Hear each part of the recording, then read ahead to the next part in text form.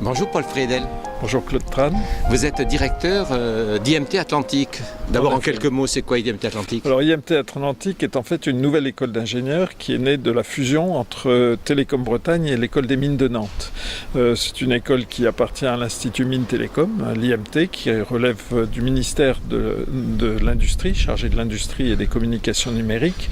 Et c'est une école qui a beaucoup d'ambition et qui veut se positionner à la fois au plan national comme une des meilleures écoles d'ingénieurs et au plan international comme une forme de technological university reconnue dans le monde entier. Alors moi je n'ai retenu que 2 points parce que ce serait peut-être trop long de revenir sur l'ensemble des points que vous avez soulevés.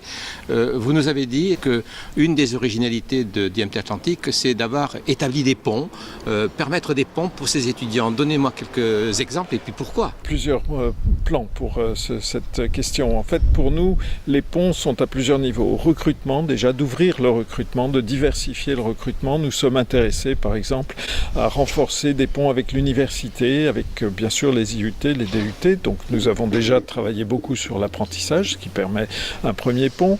Nous avons des expériences avec les CHU locaux pour faire en sorte que les élèves qui n'ont pas été retenus, par exemple, mais qui ont quand même d'excellents résultats au concours de première année de médecine, puissent retrouver une voie vers la santé en passant par l'ingénierie, par les technologies médicales, etc. Donc ce sont des ponts qui ont pour vocation vraiment d'ouvrir le recrutement tout en gardant notre recrutement historique qui est très important à partir des classes préparatoires. Après, il y a des ponts à la sortie. Et donc à la sortie, c'est le fait qu'un ingénieur va pouvoir s'ouvrir à d'autres domaines, en particulier le domaine du droit.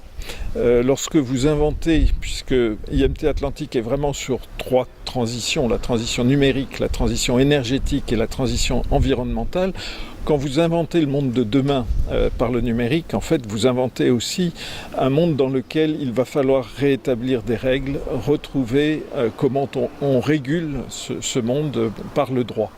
Donc il nous paraît extrêmement important à la fois de rendre nos élèves conscients de cette nécessité de responsabilité sociétale et donc qui se traduit par un nouveau droit, et à la fois pour nous en recherche de faire des ponts vers la recherche en droit. Donc nous avons un professeur de droit qui est très impliqué à Rennes dans les activités de Rennes sur le droit numérique européen, etc. Nous avons une chaire Jean Monnet dans ce domaine.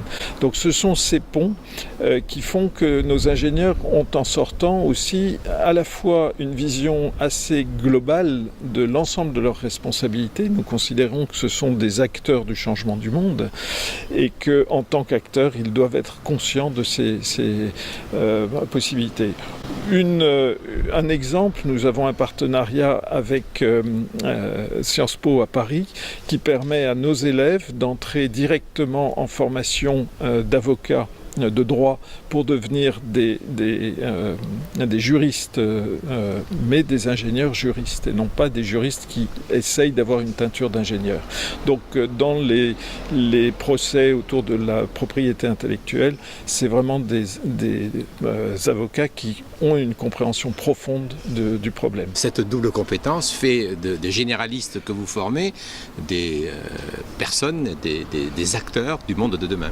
Ce sont des acteurs du monde de demain, ce sont des gens qui ont à la fois la capacité technique à transformer le monde, la capacité à déployer tout ce qui fait la capacité d'un ingénieur, c'est-à-dire un ingénieur c'est quelqu'un qui invente, mais c'est quelqu'un qui est aussi capable de déployer à des milliards d'exemplaires un nouveau produit, un nouveau service, et la capacité de recul, de penser à l'impact qu'ils ont sur la société. Alors ce monde de demain dans lequel nous entrons ne vous a-t-il pas aussi obligé à faire évoluer la forme pédagogique et donc d'être innovant sur le plan de la formation pédagogique? Alors, je ne sais pas de lequel des deux est l'œuf ou la poule, mais il est clair que nous sommes très présents sur l'innovation pédagogique. En particulier, les 2 écoles d'origine ont déjà beaucoup travaillé sur la pédagogie active. Donc nous donnons des cours, bien sûr, mais nous aimons aussi mettre nos étudiants en situation de travailler par eux-mêmes sur des problèmes qui leur sont posés. Donc beaucoup de formation formation par projet, de mise en situation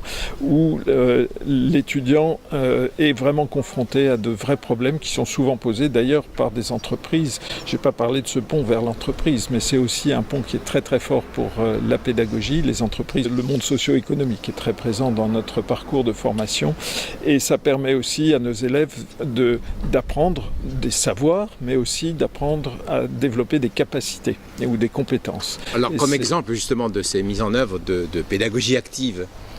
Alors comme exemple, il y en a de multiples. Il y a d'abord toutes les approches par projet, donc des projets de développement, des projets d'entrepreneuriat, des projets ingénieurs. J'aimerais peut-être m'arrêter sur ce que je considère vraiment comme une innovation que nous avons faite en 2013, pour être précis, qui est la formation d'excellence ou la filière d'excellence par la recherche. C'est une filière où nous nous sommes dit les meilleurs élèves qui arrivent chez nous, les plus motivés, ceux qui dès la première année montrent qu'ils ont des résultats, qu'ils ont envie d'apprendre, pourquoi pas leur donner la capacité de rentrer dans nos laboratoires et d'apprendre par la recherche.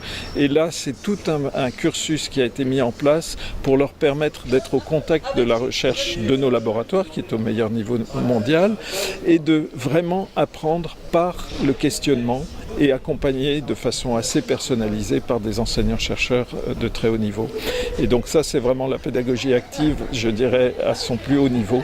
Et ce sont des élèves qui sont très très motivés. C'est une vingtaine, c'est un parcours qui est vraiment assez sélectif. C'est une vingtaine d'élèves qui montrent par leur investissement dans l'apprentissage combien cette approche active est vraiment très très puissante. Merci beaucoup Paul Fredel. Je vous remercie Claude Tram.